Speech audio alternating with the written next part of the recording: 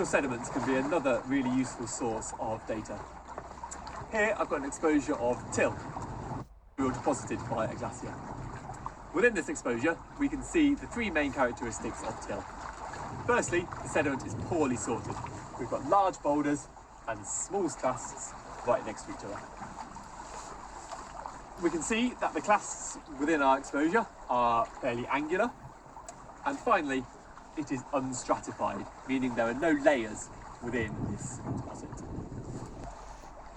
Till can tell us several things about our glacier. Firstly, the clasts within the till can tell us about the origin of our glacier. If we look at the geology of the rocks, we should be able to work out where our glacier flowed from. In this example, you might be able to see most things are looking exactly the same. That indicates that either my glacier hasn't travelled very far, or it stayed on one type of geology over most of its journey.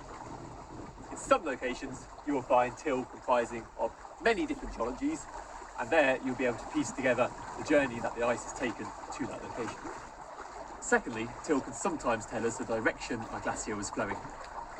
As the glacier slides over sediment like this, it will drag it underneath and align the long axis or A-axis of all of the clasts. We can measure the orientation of the clasts in the till and see whether or not the A-axes do align. We can plot this information in a rose diagram and look for a preferred orientation. Not all till will have a preferred orientation, particularly those that are deposited through ablation should just show a random orientation of clasts. When measuring till, it's important to think about the ethical considerations in our fieldwork, particularly, in this case, any damage we might cause to the environment. When measuring till, it's normal practice to take a large sample of clasts and remove those clasts to measure their orientation.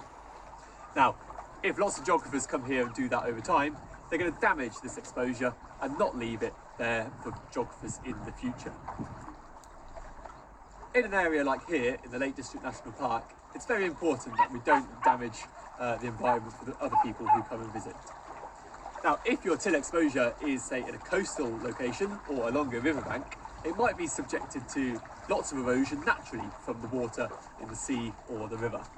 In those situations, it might be okay to remove clasts, as naturally the exposure is being eroded and will be refreshed periodically. Another important consideration is health and safety. Till is a soft sediment and clasts can fall out of it. If you're working on exposures that are considerably above your head height, you should wear a hard hat when analysing that till. Also, some exposures may just be so large, particularly those on coastal cliffs, that it's not even safe to approach them. In this location, I will demonstrate how to measure the orientation of till by just removing one clast. We'll also consider how you can estimate the orientation without removing any clasts.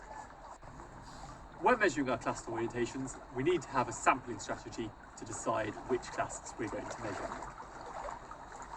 Now for this, I'm going to use a quadrat as quite a useful tool for helping me select my clasts. Now firstly, I might decide to do a random sample, and I could use my quadrat as a grid to create some coordinates from. So for example, if I generated some coordinates, let's say 7 and 5, I would count along 7 squares, 1, 2, 3, 4, 5, 6, 7, up 5, 1, 2, 3, 4, 5, and I'll measure the clast that's within that square. I'd repeat that until I've got the right amount of clasts that I want to measure. I could also use my quadrat to measure systematically, and I could, for example, measure the clast in every second square across my quadrat, or using the rows to create some sort of other systematic system.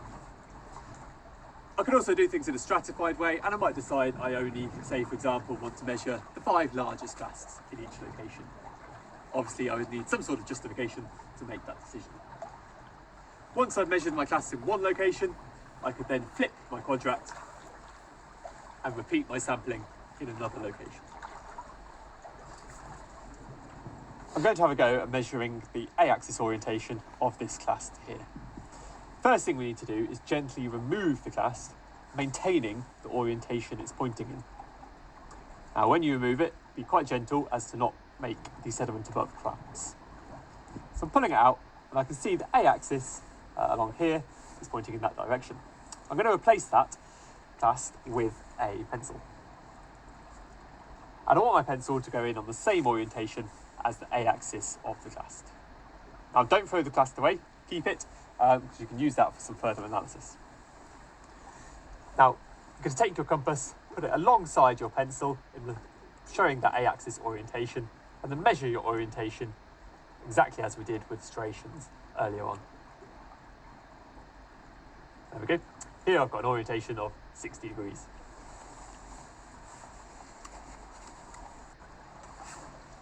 So if you decided you cannot pull the clasts out of your exposure, you may want to estimate the orientation of them. Now for that, you'll need to be able to decide which direction the A-axis is going on your clast. So looking at these two here, this clast, I can't really be sure which direction the A-axis is. It might be disappearing into the face, or it could be this length here. On this one next to it, I've got a much clearer picture of the shape of the clast, and I can probably be pretty confident that the A-axis is from here disappearing into the face. In that situation, I'm then going to measure the orientation along that axis. Obviously, there are some limitations to consider here, because we can never be fully certain that that is the A-axis. If you decided it was ethically okay to remove the clasts from your exposure, you may want to analyse those clasts further.